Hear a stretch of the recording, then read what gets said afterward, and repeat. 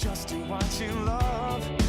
Live it, share it, you know it's what you're dreaming of. What we love, what we do makes a difference in me and you.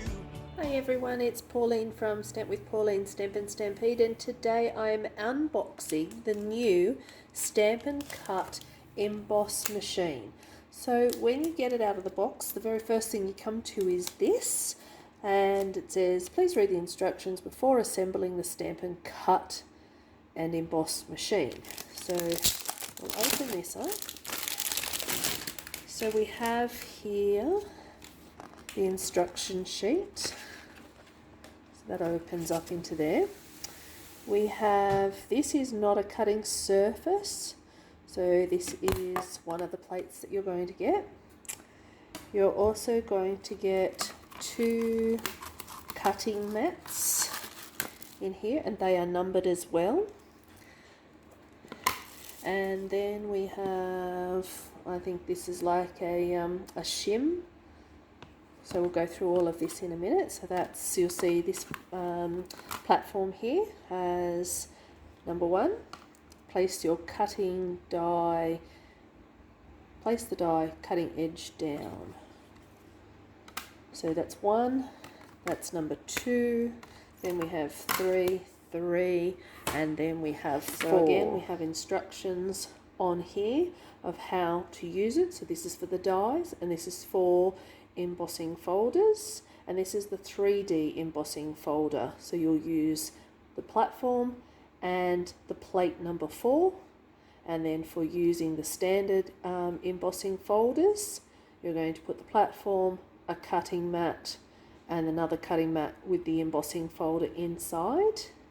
And then this is for cutting your dies. So you're going to have your platform, the plate number 2, so that will be like the shim, and then you will have a cutting mat, your cardstock, your die with the edge facing down, and then you'll have your top cutting mat on top of there. So you'll see that that says number 1.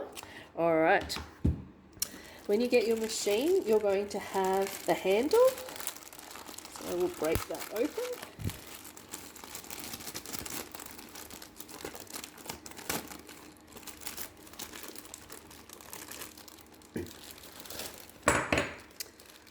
A stopper, Allen key, screw, and a washer. And then we get the machine itself, and it comes in a bag. And take the bag away, and then we have our machine. It's both the same on both sides, except here you'll have the handle. So you'll see when you turn the machine sideways, you've actually got a curve on this side and the flat, and then that lines up with your handle. So pop that on. Then what you're going to do is pop in the washer and the screw.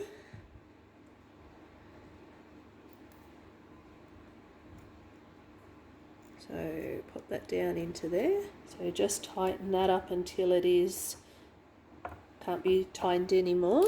And then you're going to take your washer, and there's a little notch in there, and there's a little notch here. And so you then just pop that into there like that. Okay. Now with the machine, you actually just pull down the 2 sides, and now we are ready to start. This is the actual machine itself, and then in here you'll have platform, a shim, cutting mats, and an extra thicker shim in case any dies actually need it, and then you will get instructions. So the main thing to remember with the Stampin' Cut emboss machine is that it's only designed for 1 sheet of cardstock, so don't stick multiple sheets in because you could damage the machine. The Stampin' Cut and Emboss is designed to work with your plates from Stampin' Up! Or adapters from other machines. It may damage the machine. Do not use plates designed from the mini Stampin' Cut emboss machine if you're using the full size. If your sandwich, like the depth of these, is not working and you're finding it hard, just check the sandwich, make sure it's the correct layers, and you can just adjust as needed because some of them will be thicker or thinner. And yep, just watch the handle in case it flicks back at you, but let's give it a go. Okay, so what we have got, I've just grabbed a scallop circle die. Because it's a thin die, I've got the platform. I now have number 2 cutting mat, and I have number 3, the cutting plate. So I'm going to pop that down and then put the cardstock on. And this time what you're going to do is just turn it over and make sure the cutting edge is facing down, and then grab the other number 3, and then that goes into the machine, and you've just seen that handle just move. So now we're just going to, oh wow, that goes on so smooth. There's no forcing, there's nothing. So if your machine actually does make any cracking or popping sounds, don't worry about that, because that is what it's designed to do. So don't feel like you're doing anything wrong.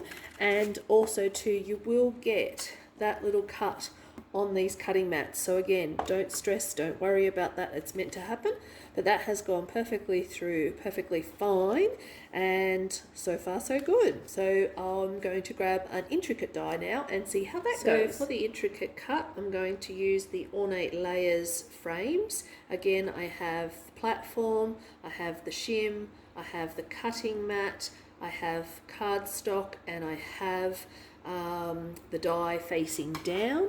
And then I'm going to put on number 3. I don't think it really matters which way it goes in or out of the machine. So once that handle has now grabbed, so it's a little bit of pressure on this going through, and then just roll it back again.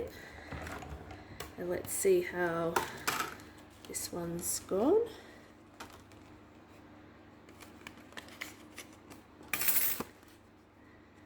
Yep, so I've got some pieces that I just need to pop out of that, but that's cut really well. So that's all good. So yep, they just need to all be pin pricked out. So that works. Now I'm going to try an embossing folder, and according to the platform, we have to insert the hinged edge of the platform. Make sure it goes into the machine first, as always.